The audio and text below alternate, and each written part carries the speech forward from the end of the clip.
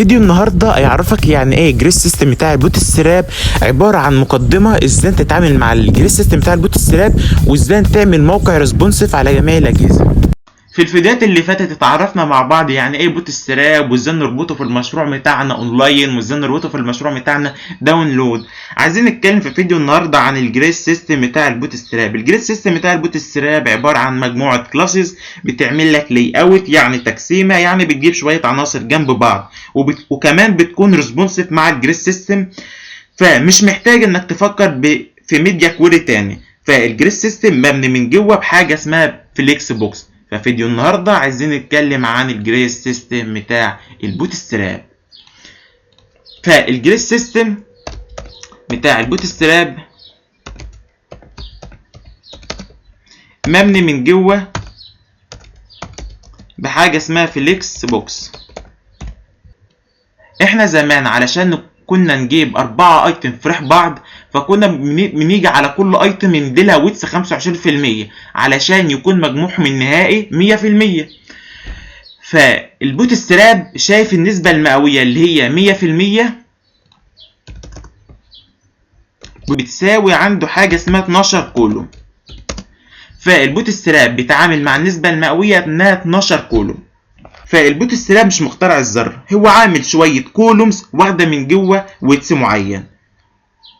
يعني هو بيقول لك فكر بالكولومز، هيكون اسهل انك تفكر بالنسبة المئوية. وعنده من 1 كولومز الى 12 كولومز. في اللاي اوت احنا بنعتبره عبارة عن شبكة كبيرة واحنا بنتعامل معاها بالكولومز. يعني لو احنا عندنا 2 ايتم عايزين نجيبهم جنب بعض، فاحنا بنقول 12 كولومز على عدد الايتم اللي احنا عايزينه اللي هو 2، ف12 على الاثنين مجموعهم 6. فاحنا نيجي هنا نقول 1 2 3 4 5 6، ودي الايتم الاولاني. ناخده كنترول سي ونحط هنا، يبقى مجموعهم كده 12 كولوم فجم جنب بعض. ده بنفترض احنا عندنا 3 ايتم وعايزين نجيبهم جنب بعض، فنقول 12 كولومز على 3 فيديلنا 4. 1 2 3 4. ناخده كنترول سي نحط هنا كنترول في كنترول في، بس هو مش مظبوط الا 4، بس مش مشكله. لو احنا عندنا ايتم واحد وعايزين نفرش يفرش، فنقول 12 كولوم على الايتم الواحد يبقى 12.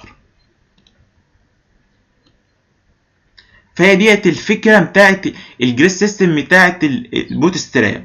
فعلشان تكون الفكره واضحه لكم بشكل سليم اكتر، فانا هدينا اكزامبل بسيط ان شاء الله هو ينزل قريب بعد الفيديو ده ان شاء الله يعني.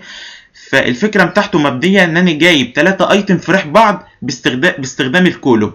فعلشان اجيب 3 ايتم فرح بعض، فبقول والله انا عندي 3 ايتم، فانا اقسم ال 12 كولوم على ال3 هيديلنا 4 كولوم. يعني المفروض كل ايتم فيهم واخد 4 كولوم. بالفعل انا مدي هنا ان كل ايتم واخد 4 كولوم. بس البوت ستراب ما ركنش النسبه المئويه. يعني محدش يقول ان البوت ستراب ما بيتعاملش مع النسبه المئويه. هو بيتعامل بالنسبه المئويه بس ورا الكواليس. فاحنا لو جينا هنا عملنا انسبكت وجينا على الايتم اللي واخد 4 كولوم، فهنا تلاقيه والله واخد ويتس 33 و33%. يعني البوت ستراب بيتعامل بالنسبه المئويه، بس هو بيقول لك اتعامل انت بالكولومز وده يكون اسهل ليك، وانا اتعامل من ورا الكواليس بالنسبه المئويه. فيديو النهارده كان عباره عن انترو بسيطه يعني ايه مفهوم الجريس سيستم بتاع البوت ستراب. في الفيديوهات اللي جايه نتعرف مع بعض يعني ايه جريس سيستم اكتر، ونخليه يكون ريسبونسيف على جميع الاجهزه. تابعوا لكي يوصل لكم كل جديد.